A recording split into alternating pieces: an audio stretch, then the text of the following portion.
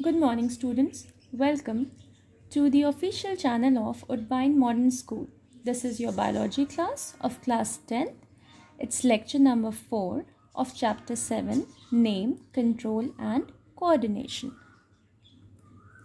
So these are the topics which we have already covered. The main topics are that we have already read 7.1 Animal Nervous System, 7.2 Coordination and in plants, and 7.3 Hormones in animals we will be covering in this lecture. So for this lecture our topic is hormones in animals. So hormones in animals.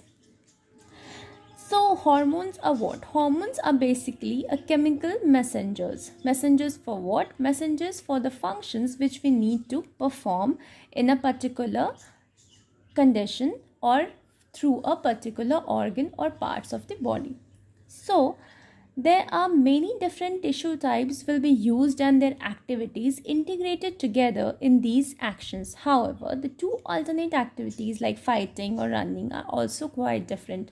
Different in terms like that the organs involved are different and the hormones may be secreted would have been in a different way or in a different conditions. So if the body design in the squirrel relied only on electrical impulse via nerve impulse, here we have taken students the example of a squirrel. Like squirrel is very active. If you have noticed that it senses that somebody is coming around that particular animal, it have a very grown up sense organ. So we have taken example of that they have a very quick electrical impulses or nerve impulses. So the range of tissues instructed to prepare for the coming activity or for the coming person that is may gonna harm to that squirrel. On the other hand, if a chemical signal were to be sent as well, it would have reached all cells of the body and provide the wide-ranging changes needed. So these are some of the, or you can say overall, what are the glands which are present in the human body that is being listed and shown here with the particular region. So here is in the male part you can see only the sex gland is changed, others are same. Like pineal gland is present in both pineal gland and then pituitary gland, then hypothalamus. Hypothalamus, this is the region is known as hypothalamus, where the pituitary here it is situated somewhere and in the pineal gland it's situated here. Then parathyroid glands, thyroid gland, thymus, pancreas. Sorry students, pancreas is also a gland. Now testis in case of male and ovary in case of female. This is the main difference. The sex hormones are different. In case of male, it's testosterone which is being secreted by testis. In case of ovary, it's progesterone, estrogen. These are being situated from ovary. Rest, all the glands are same. Now, adrenaline is a very important gland. It's a important hormone as it's secreted directly into the blood and carried different parts of the body. This adrenaline is also known as main stress hormone, or because it's secreted during the stress, or you can say it creates the palpitation. So as a result, the heart beats faster, resulting in supply of more oxygen to our muscles. The blood to the digestive system, skin is reduced. So these all are associated with adrenaline. This diverts the blood to our skeletal muscles. The breathing rate, that's why, increases. All these responses together enable our human body to be ready to deal with the situation. That's why it's also known as to flight, fright, and now then these words can be associated with adrenaline. And fear is also. So these three words is associated with adrenaline: flight, fight, and then fear. So first is like there is a condition of fight, like okay, no, this in this situation I can fight, and then there's a situation of fear, okay, maybe I can fight or maybe I may not. So after that there is a situation of flight. So these three terms are associated like that. First there is a fight, then there is a fear, and then because of that fear there is a flight. So these three situations are being controlled by adrenaline. Now let us have some examples, like the we have always seen that salt packets are saying iodized salt or enriched with iodine. So this iodine is very much important. Why? Because iodine is important for the functioning of thyroid gland to make the thyroxine hormone. This thyroxine hormone is very important as it regulates the level of carbohydrate, protein, fat metabolism in our body, and it's a best balanced growth.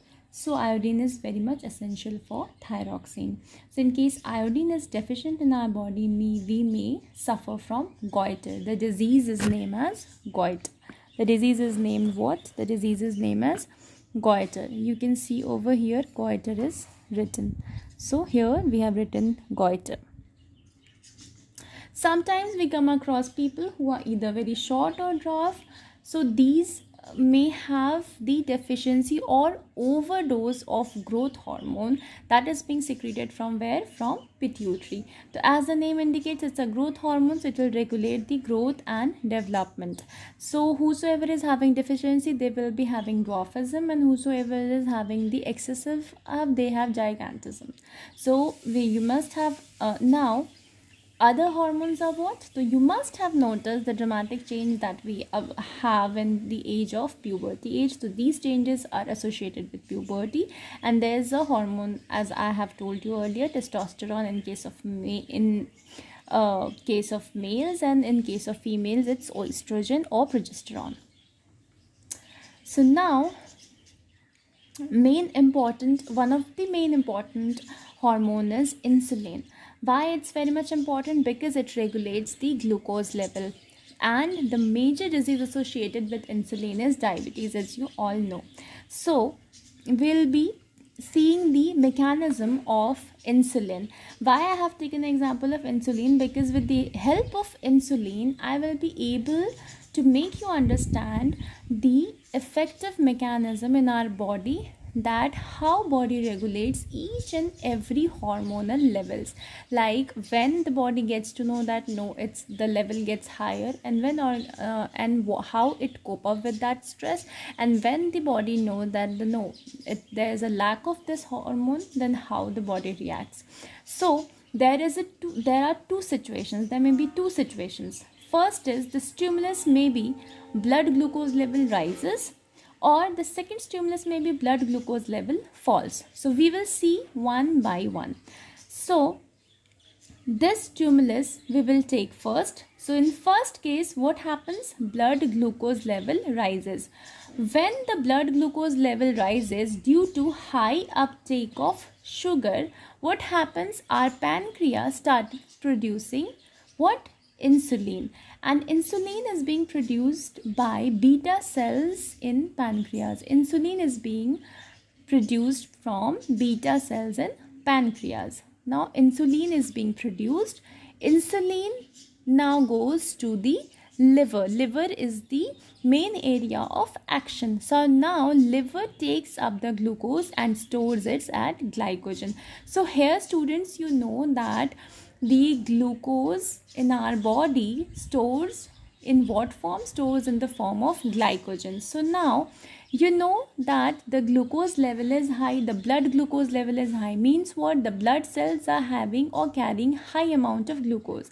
So now when liver gets signal from pancreas in the form of insulin that there is a high level of glucose in our body, the liver does what? The liver starts taking up the glucose from the blood and stores it into glycogen. Due to this, the blood glucose level declines. Why? Because liver has stored all the glucose from the blood, excessive glucose from blood cells in form of glycogen. So now what happens? And body cells take up these are the body cells, they take up the glucose. So now the blood cells now what? The level declines. So it maintains the homeostasis. Homeostasis means the balance condition. So balance condition is being maintained. Now point is set. So glucose level when reaches to approximately 90 mg per dl. So now in this condition the insulin secretion stops here. Why? Because now there is a condition of homeostasis. Now we will come to the stimulus number 2. Now the condition 2. Now here stimulus is what? So stimulus is blood glucose level falls. Now what happened? Glucose level fall. Now what happened? Again the pancreas will get that signal. Now the alpha cells in the pancreas will release glucagon. Before that, when level was high, beta cells in pancreas were releasing insulin. Now alpha cells in pancreas releases what? Glucagon. This glucagon comes into play. Now this glucagon gives signal to the liver that no, there is a deficiency of blood glucose level. Now this liver starts what? This liver starts degrading or breaking down of glycogen into glucose. Now the liver which have earlier stored the glycogen, it starts degrading that glycogen and releases the glucose. Now again the blood glucose level rises and rises up to what point? Up to 90 mg per dl. Then it stops. So this is the mechanism, or you can say the feedback mechanism of insulin and how it works.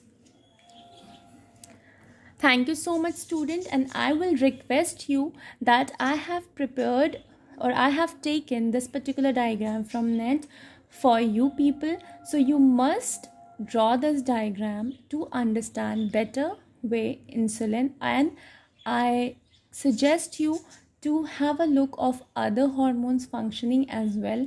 All the other hormone functions in a similar manner.